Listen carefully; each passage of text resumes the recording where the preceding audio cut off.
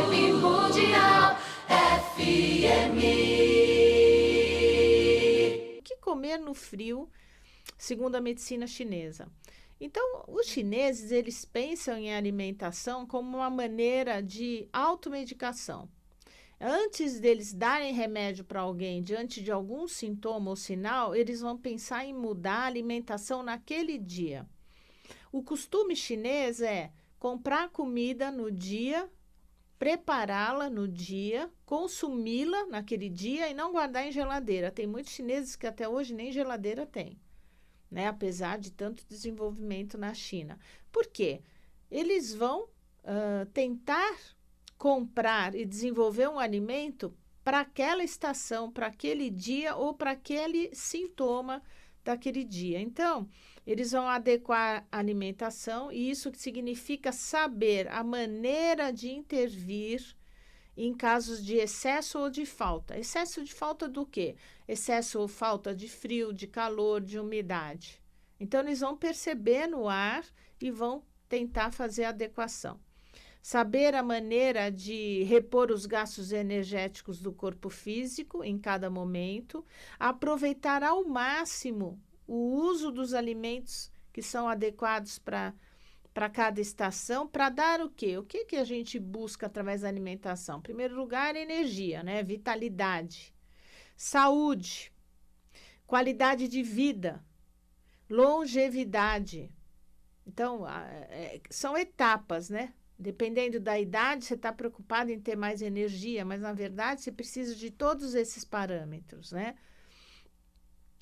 Outra coisa importante que eu aprendi muito na medicina chinesa é envelhecer não quer dizer adoecer. Então, você pode envelhecer, vai envelhecer, todos nós vamos envelhecer, mas não quer dizer que vamos ficar doentes. Né? Você pode ter um envelhecimento saudável, sem sofrer, sem ter dor, sem ter grandes complicações. Existem na medicina chinesa 5 formas de energia, que são os 5 movimentos da natureza que vieram a partir da descoberta pelos chineses de que o universo era dual. O universo é yin e yang. Tudo no universo é yin e yang. Dia e noite, homem e mulher, quente e frio, alto e baixo. Tudo a partir desse conceito do yin e do yang, que um complementa o outro, um se transforma no outro e um contém o outro. A partir daí, eles começaram a perceber que existia um movimento de crescida e diminuição do yin e do yang a cada estação do ano. Então, eles estabeleceram os 5 movimentos, que é o movimento madeira, pertencente à primavera, o movimento fogo, que é o verão, o movimento metal, que é o outono, e entre o movimento do verão e do outono existe a canícula, que é o final do verão, começo do outono, que é mais ou menos aí uns 15 dias de muito vento. Isso pertence ao movimento terra, aonde o verão começa a criar uma certa umidificação e vem o outono. E por último, o movimento água, que é o inverno, que é onde nós estamos, é o que nós estamos vivendo agora no hemisfério sul. E é a partir de agora que eu vou falar o que os chineses entendem que seja bom ou ruim, ou não seja legal comer no inverno. Bom, o movimento do inverno é o movimento água, portanto, é importante tomar água, mas água natural ou morna, jamais água gelada, porque o inverno já é frio, você não vai acrescentar frio ao seu corpo. Existem algumas doenças que são típicas do inverno, que vêm, em geral, do vento frio. Lembrando que o vento, ele faz penetrar o frio. Às vezes você vai num ambiente que está frio, mas não tem vento, você não adoece. Mas a partir do momento que entra o vento junto com o frio, o vento faz a penetração de alguns pontos de acupuntura, de penetração de frio no corpo. E quais são as doenças mais comuns ligadas à friagem? Dor de ouvido, né? Então, sempre procurar proteger o ouvido. proteger o ouvido com cachecol, proteger o ouvido com os cabelos, proteger o ouvido com tampão, né? Dificuldade de escutar nos velhos. Em geral, no inverno, vem muito aqueles sintomas de zumbido no ouvido, de diminuição da acuidade auditiva, principalmente se a pessoa já estiver acima aí dos 70 anos de idade. Dores na coluna, principalmente lombalgia. A coluna como um todo é regência de rim, mas a coluna lombar é típica, a captação de energia do rim fica toda na coluna lombar. Dores e reumatismos, dores articulares, dores musculares que pioram no inverno. Quem tem dor sabe que a dor fica pior no inverno. Cálculo renal, crises de cálculo renal também podem acontecer no inverno. Crises de cistite, infecção urinária. Então, todas as doenças que pertencem ao meridiano do rim, né? Que tem relação com os dentes, tem relação com os ouvidos, os cabelos. É a época que cai cabelo, outono e inverno. É uma queixa muito comum. Ai, meu cabelo está caindo. É, porque é outono e inverno, né?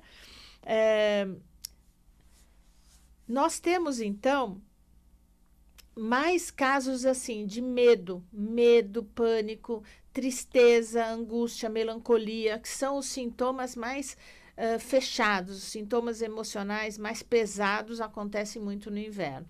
Ainda que o inverno brasileiro tenha sol, né? O sol no hemisfério sul brilha no inverno, diferente do hemisfério norte, que os dias são longos e que o sol quase não aparece e o frio é muito pior, muito mais intenso, né? E quais são os alimentos? Então, os chineses, eles dividem os alimentos quanto à cor, quanto à temperatura, quanto ao sabor. Então, eu vou tentar explicar para vocês. Quanto à temperatura, o alimento no inverno pode ser quente ou morno. O ideal é que seja cozido. Não é legal comer salada no momento do inverno, coisa muito fria, gelada, sorvete, nada gelado. Então, se o alimento é quente, pode ser, por exemplo, pimenta, alho, para quem tem o fígado bom, né? O alho. Alimentos mornos, gengibre, coco, cravo. Eu vou explicar melhor tudo isso.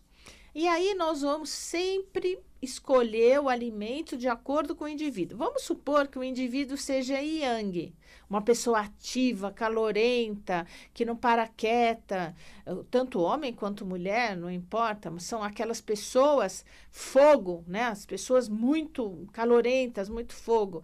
Lógico que você não vai colocar um alimento super quente, mas você deve sim comer alimentos morninhos.